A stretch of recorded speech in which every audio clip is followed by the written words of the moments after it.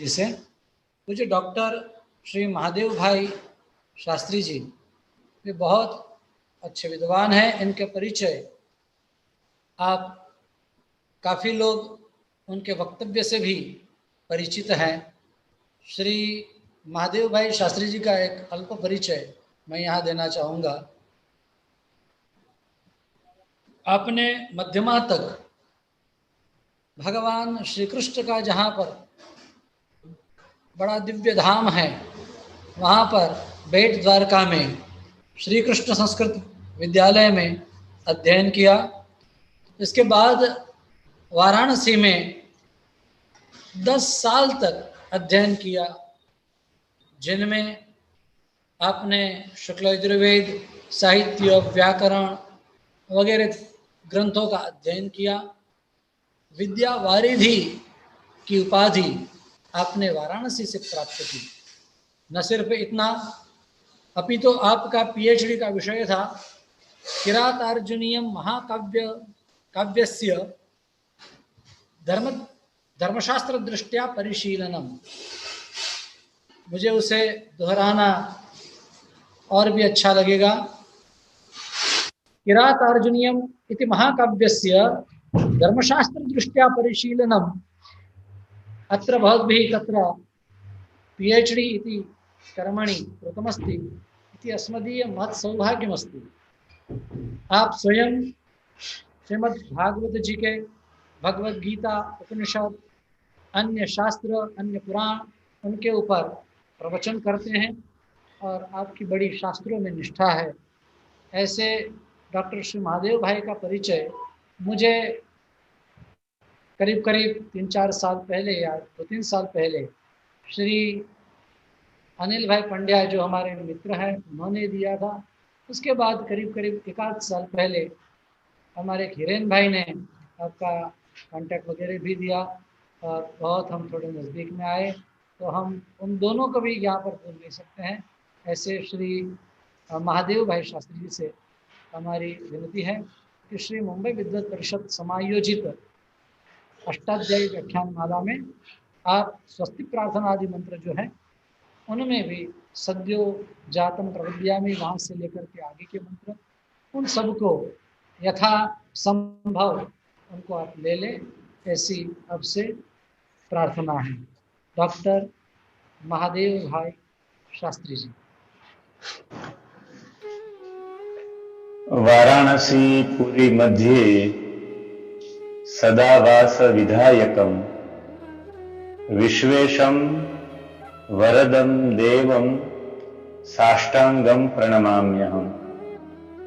श्री मुंबई विद्वत परिषद समायोजितायां रुद्राष्टाध्यायी व्याख्यान मालायां अध्यक्ष पदे राराजमानाः पूज्याः अध्यक्ष महोदयाः श्री गौतम गुरुचरणाः सुचारु रूपेण संचालने निमग्नाः पूज्याः धनंजय महाभागाः अन्य विद्वज्जनाः तान् सर्वान् प्रणमामि।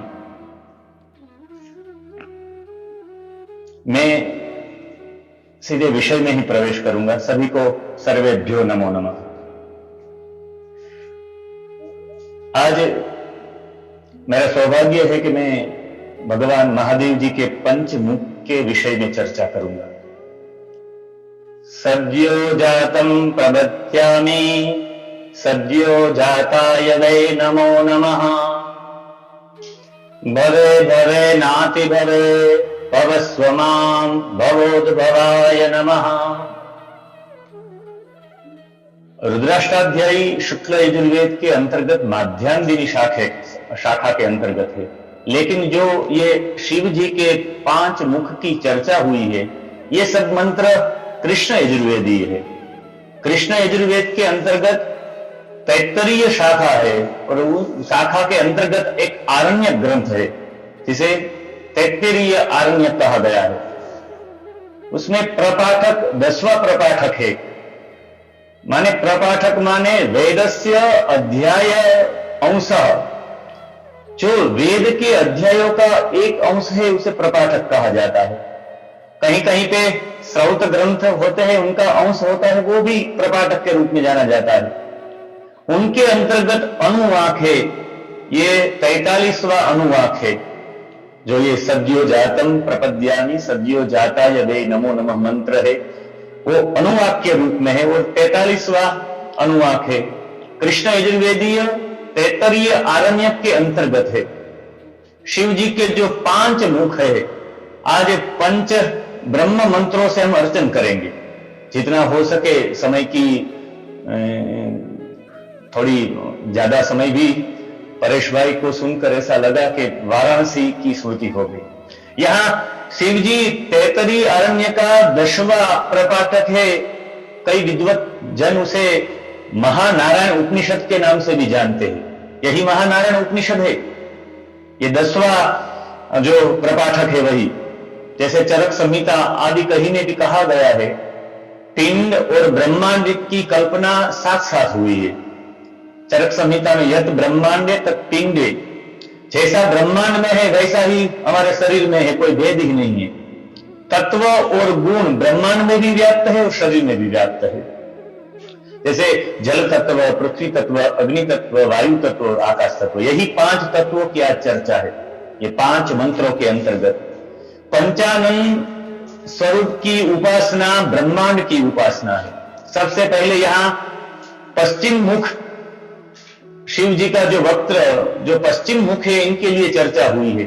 ये सबसे पहला जो ये अनुवाक है, जो ये मंत्र है, वो पश्चिम मुख के लिए है। हमें लगेगा कि पूर्व से होना चाहिए, ये पश्चिम से क्यों हुआ? ये पूरा चक्र भेदन प्रक्रिया है। जो हमारा ये सद्योजात है, जो भगवान का स्वरूप है, पश्चिम मुख है शिव जी का स्वरूप, वो देखा जाए तो सर्जन शक्ति का प्रतीक है। कैसे सर्जन हो सकता है? सर्जन शक्ति का प्रतीक है ये मुख, जो श्वेत वर्ण का है। सद्योजात है, वो पृथ्वी तत्व के अधिपति है। इसलिए पृथ्वी तत्व के अधिपति होने से मूलाधार चक्र है, मूलाधार चक्र में भी पृथ्वी तत्व ही है, इसलिए मूलाधार चक्र से शुरू हुआ है, इसलिए पश्चिम मुख से अर्चना शुरू हुई है। यहां पृथ्वी तत्व के अधिपति होने से ये छोटे से बालक के समान परम शुद्ध और निर्विकारी मुख है। ये सद्योजात है, वो साक्षात ज्ञान मूर्ति है। यही ज्ञान मूर्ति अज्ञान रूपी अंधकार को नष्ट करके विशुद्ध ज्ञान को प्रकाशित कर देने वाला ये मुख है। मैं सायन भाष्य के अनुसार इनकी व्याख्या करूं और शिव पुराण के अंतर्गत भी ये बात करूंगा कि ये सद्योजात शिव पुराण में भी कोटि रुद्र संहिता में इनका उल्लेख हुआ है। सद्योजात जात नामक एक अवतार हुआ है और श्वेत लोहिक नामक 19वें कल्प में हुआ है। और वहां भी स्पष्ट शिव पुराण में भी उल्लेख है, सद्यो जाताश्च वै शंभु ददो ज्ञानम च वेद से।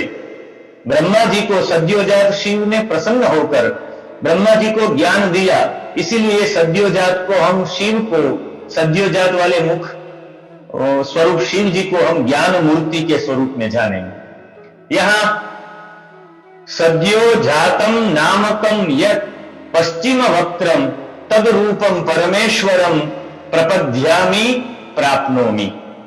सद्योजातम प्रपद्यामि अर्थ होता है सद्य जातम, तुरंत ही, जातम माने उत्पन्न हुए, जो तुरंत ही उत्पन्न हुए, ऐसे पश्चिम मुख रूप परमेश्वर की मैं शरण लेता हूं, मैं उनका आश्रय लेता हूं। वही माने सद्यो जाताय वही नमो नमः, वही माने निश्चय ही, तादृशाय सद्यो जाताय वे नमः।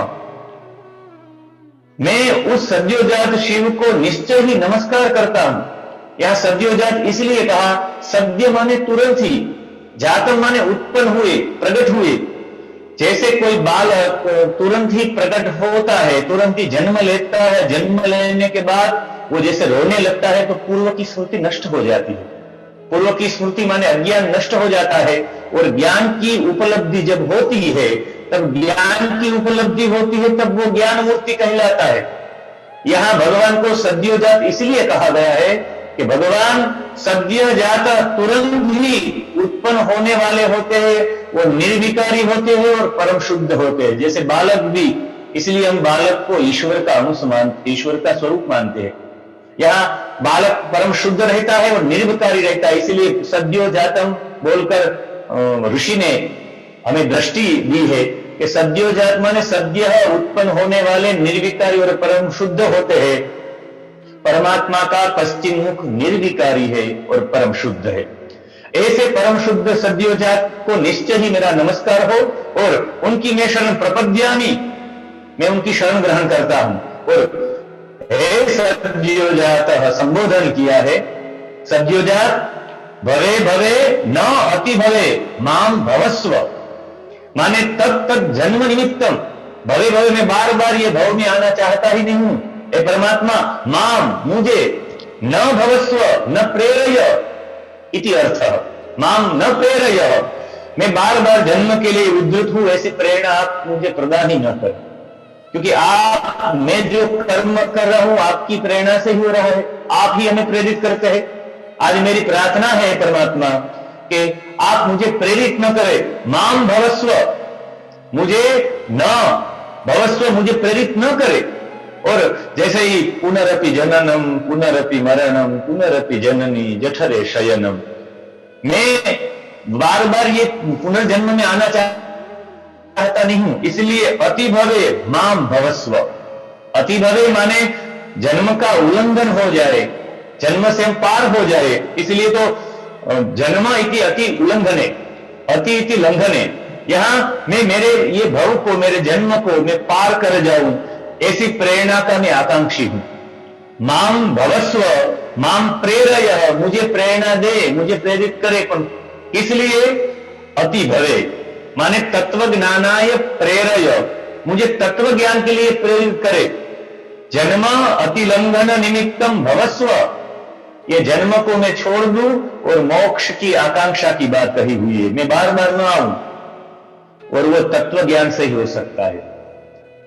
रहते ज्ञानान्न मुक्ति ही, यहां तत्व ज्ञानाय प्रेरय, इसलिए माम भवस्व कहा है। नाति यहां भवे भवे न अति भवे, भवस्व माम, माम भवस्व अति भवे, भवे भवे न अति भवस्व, भवे भवे न भवस्व माम, अति भवे माम भवस्व इति भावः। और अंत में कहा है कि परमात्मा आप भवोद्भवाय नमः, भवः उद्भवाय नमः, भवात् इति संसारात्। यहां उद्भवाय इत्यर्थे उद्वक्त्र, यहां उद्धर्त्र कहा गया है, इसलिए भवात् उद्धर्त्रे सद्यो जाताय नमः ऐसा कहा गया है। संसार से, भवात् माने संसारात्, इस संसार से उद्धर्त माने उद्धार करने वाले, हे पश्चिम मुख सद्योजात परमेश्वर आपको नमस्कार हो, क्योंकि आप संसार से उद्धार करने वाले हैं। ये पूरा ये मंत्र है, ये पृथ्वी तत्व के अधिपति होने से मैं मूलाधार चक्र के साथ जोड़ना चाहूंगा। ये मूलाधार चक्र का भेदन करने के लिए सद्योजात पश्चिम मुख का पूजन करना चाहिए।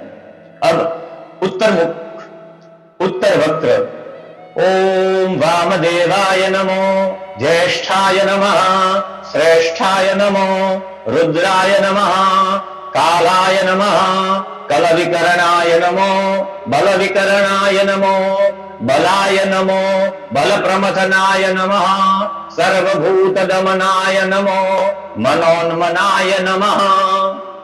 ये 44वां अनुवाक है। सायण भाष्य में उत्तर वक्त्र रूप वामदेव, उत्तर वक्त्र के रूप में, उत्तर मुख के रूप में वामदेव है।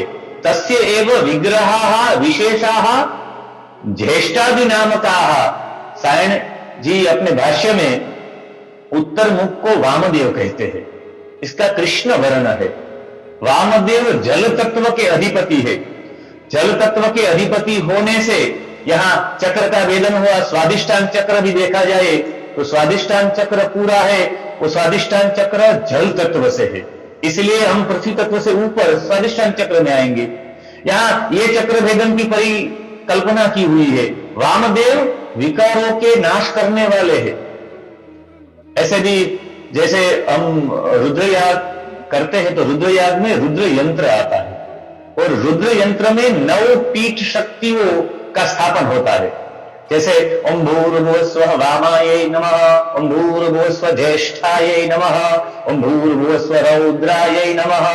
ये 9 शक्ति के अधिपति ही लिखते हैं सायन जी, एते च महादेव पीठ शक्तिनाम वामादीनाम नवानाम पतयः पुरुषः। माने ये जो शक्तियां है 9 शक्तियां, उनके ही पति के रूप में, पुरुष के रूप में ये देवताओं को नमन किया हुआ है। इससे भी एक छोटा सा मैं अर्थ प्रकट करना चाहूंगा। यहां वाम एव देव इति वामदेव, वाम इति मनोहर, मनोहर देव इति वामदेव। मैं वामदेव को नमन करता हूं, मतलब है वामदेव माने मनोहर स्वरूप को वंदन करता हूं। मनोहर स्वरूप किसका होता है? जो निर्विकारी होता है, विकारों का नाश। ये उत्तर वक्र विकारों का नाश करने के लिए ही है। ज्येष्ठ माने अयम एषम, अयम एषाम अतिशयेन वृद्ध प्रशस्यो वा इति, माने अति वृद्ध, वृद्ध माने परिपक्व इत्यर्थः। जो परिपक्व है, अति परिपक्व है, इनको मेरा नमन है। फिर श्रेष्ठ, श्रेष्ठ का मतलब अतिशयेन प्रशस्य, इष्टन श्रादेशः, यहां अति उत्तम, अति उत्कृष्ट, अत्यंत प्रिय स्वरूप को वंदन है। फिर रुद्र है, रुद्र के बारे में तो सभी बोल चुके ही होंगे, इसीलिए रुद्र इति ज्ञानम राति ददाति इति रुद्र, जो ज्ञान प्रदान करे वो रुद्र स्वरूप को मेरा नमन है। फिर काल स्वरूप को मेरा वंदन है। फिर कल विकरणाय संख्यायांच गतो इत्यर्थम, संख्या या इंद्रियों के रहित स्वरूप को मेरा वंदन है। माने संख्या से भी रहित और इंद्रियों से भी रहित, माने यहां निर्गुण स्वरूप को वंदन करने के लिए सायन जी हमें एक मौका दे रहे, एक अवसर दे रहे। फिर बल विकरणाय, बल माने यहां बल शब्द का अर्थ होगा देह, देह रहित और इंद्रियों से रहित। विकरणाय, विकरण का मतलब रहित हो जाएगा, यहां माने देह रहित और इंद्रियों से रहित है। जो रामचरितमानस में भी चौपाइया है कई। और बलाय नमः माने वो बल रहित भी है और बल सहित भी है। बाद में बल प्रमथनाय नमः, माने प्रमथन शब्द की व्युत्पत्ति वाचस्पत्य में है क्लेशने या वधे, माने क्लेश करने में, प्रताड़ित करने में या वध करने में। इसलिए बल प्रमथनाय माने बल को नष्ट करने वाले स्वरूप को भी वंदन है। और बाद में सर्वभूत दमनाय, दम भावे ल्यूट इत्युक्ते दंडे, सर्व प्राणियों को, सर्वभूत को दंड देने वाला जो स्वरूप है उसी स्वरूप को भी मेरा नमन है।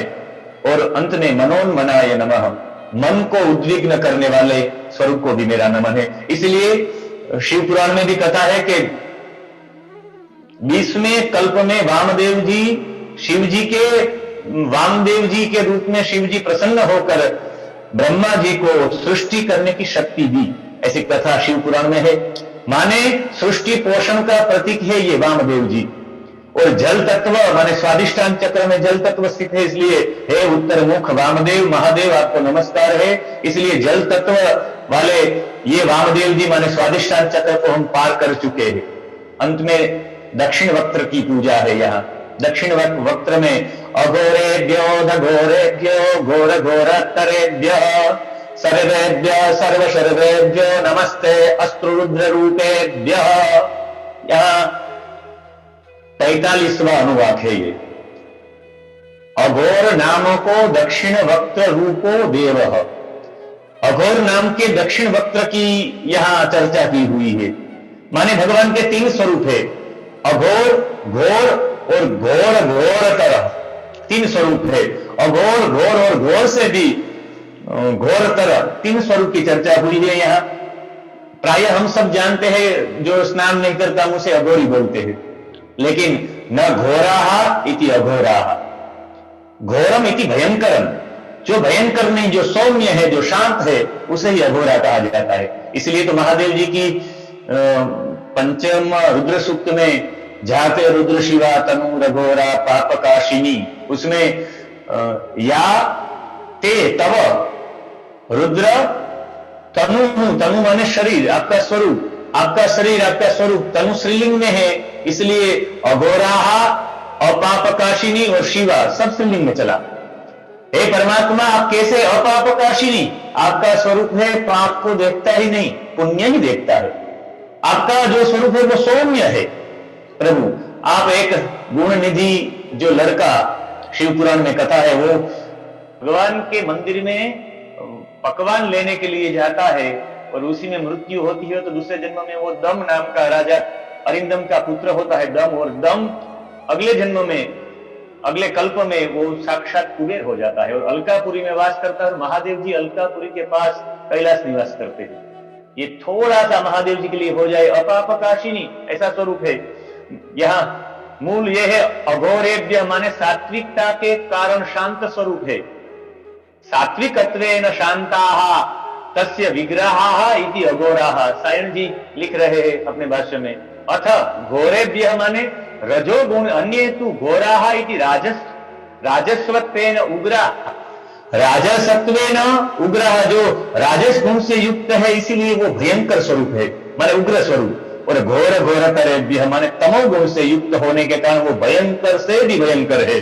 इसीलिए हे सर्व माने उपासकों के दुख का नाश करने वाले, हे परमेश्वर, हे सर्व, हे परमेश्वर, त्वदीयेभ्य पूर्व उक्तेभ्य त्रिविधेभ्य स्वरूपेभ्य नमः।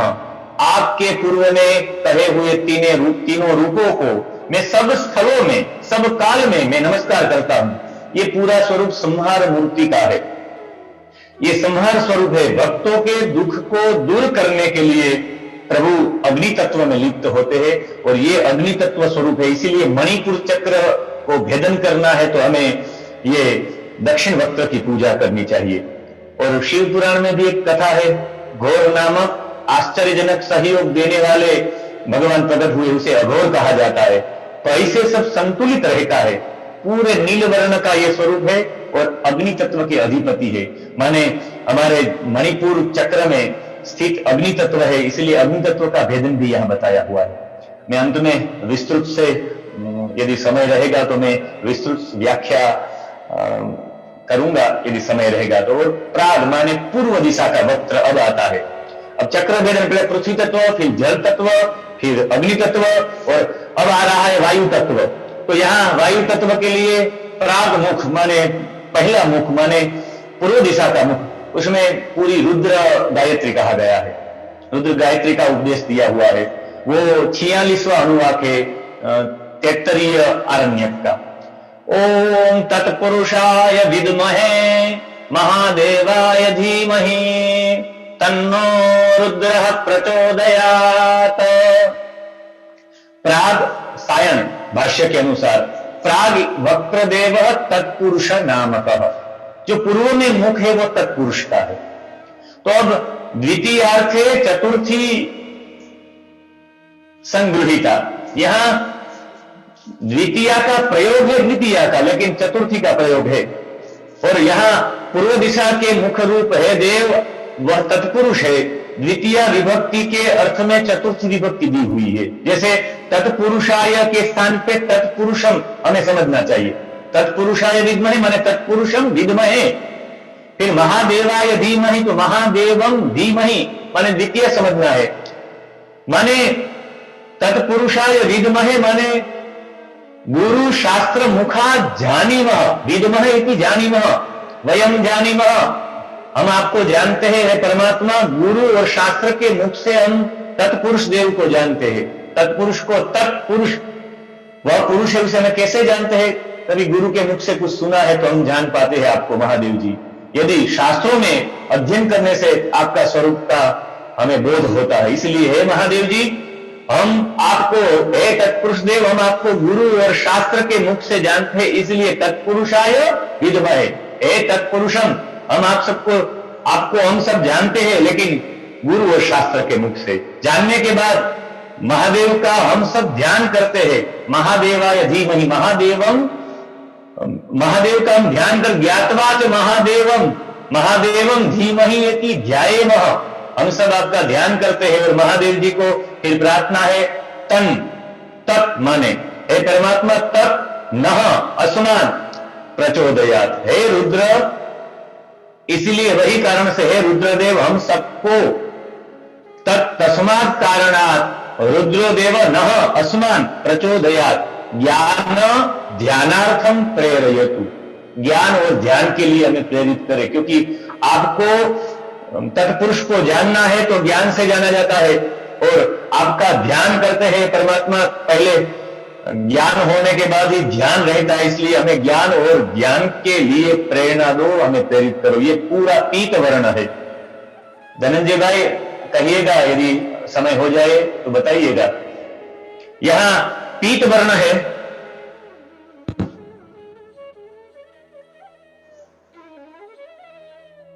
बोलिए। जी ચાલુ રાખો, વાંધો નહીં, બહુ સરસ આનંદ આવે છે।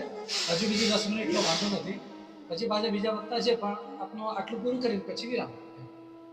यदा आप बोलो समाप्ति, हाँ यदि चिंता एतादृशं करणीयं षट् नहीं तथा न कर्तुं शक्यते अस्माभिः, यतोहि भवन्तः विद्वांसः सन्ति, ज्ञातारश्च सन्ति, अतः भवता एव निर्णेतव्यम्।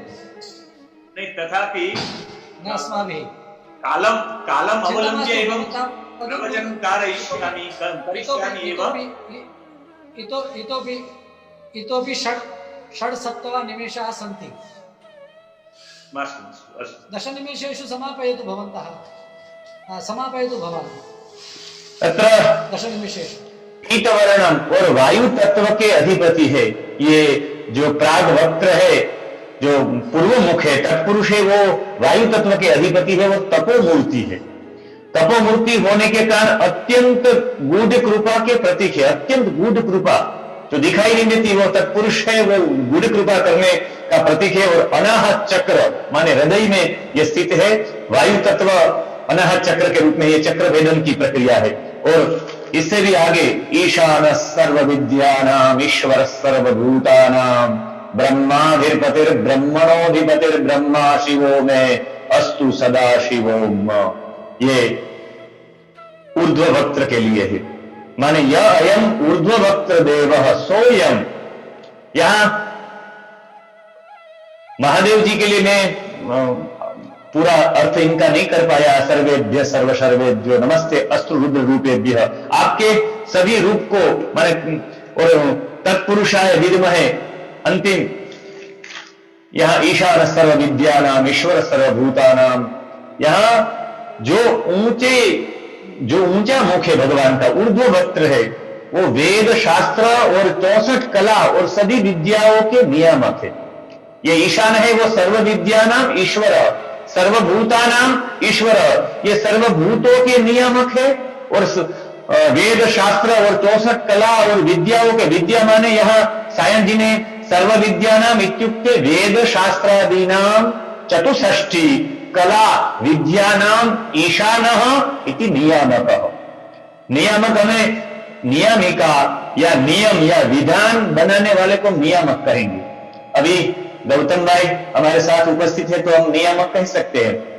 विधान बनाने वाले हमारी पूरी गोष्ठी को वो नियामक हो सकते हैं। इसलिए सभी प्राणियों के नियामक है। ब्रह्माधिपति ही, ब्रह्म माने वेद, वेद के अधिपति माने वेद के अधिपति मतलब है कि अधिक तरह से वेद का पालन करने वाले है रुद्र। वेद युक्त जिनका जीवन है अधिक तरह से वो वेद का पालन करने वाले, इसलिए ब्रह्म अधिपति ही कि ब्रह्माधिपति ही। ब्रह्म इत्युक्ते वेद। भागवत जी में भी प्रथम श्लोक में ब्रह्म की शब्द की व्युत्पत्ति दी हुई है। तेने ब्रह्म हृदय आदि का ब्रह्म इत्युक्ते वेद।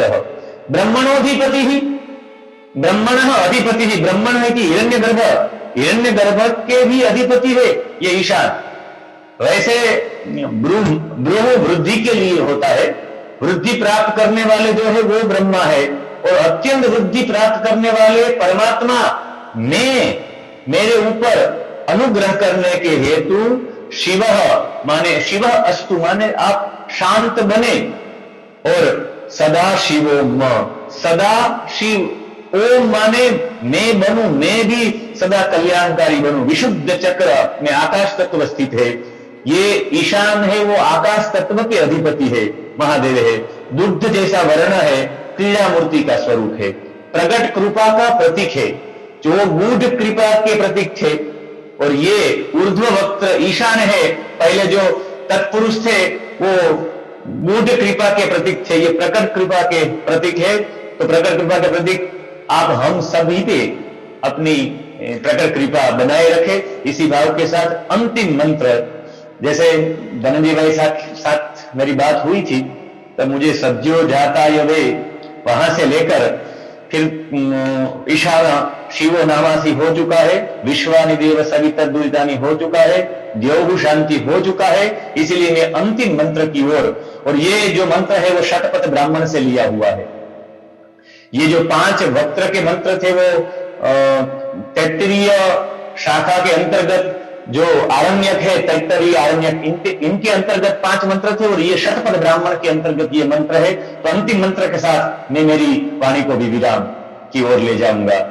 ओम सर्वे खाम वा एक वेदानां घोरसो जत्साम सर्वे खामे वेद में तद वेदानां घोरसेना विखंचते। यहाँ ये पूरा अध्याय यहाँ पूर्ण हुआ। सर्वे खाम माने सर्वेशाम, वेदानाम सर्वे सर्व वेदों का, वाक इत्युक्ते यह सायण, ये महिधर उवट के भाष्य में भी, शतपथ ब्राह्मणों में भी देखा था, वा का अर्थ यहां होता है वही, वे इति निश्चय रूप से। यह सर्वेशाम वेदानाम वा इत्युक्ते वे निश्चय रूप से, रसः रसः इत्युक्ते सारः, यत् सामः जो साम है, माने सभी वेदों का सार, सभी वेदों का सार जो है वो साम है। साम इत्युक्ते मंत्र, सभी वेदों के सार के रूप में, इसलिए तो श्रुति कहा गया है। इनके अर्थ के लिए न यदि हमें पहुंचे तो सिर्फ श्रवण करना चाहिए, श्रुति के रूप में है।